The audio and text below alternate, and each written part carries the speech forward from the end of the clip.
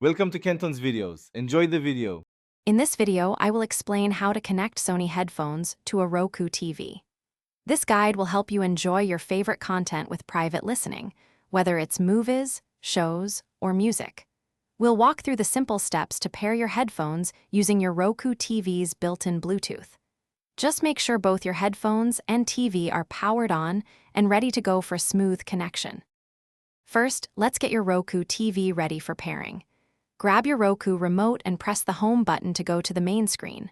From there, scroll down the left-hand menu until you find and select Settings. Within the settings, you'll want to choose Remotes and Devices. Finally, look for and select either Bluetooth devices or wireless headphones to proceed.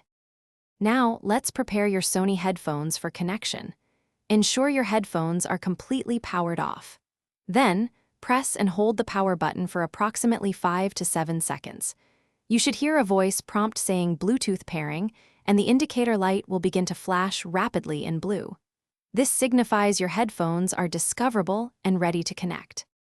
With your headphones in pairing mode, return to your Roku TV screen. Select the option to add new Bluetooth device.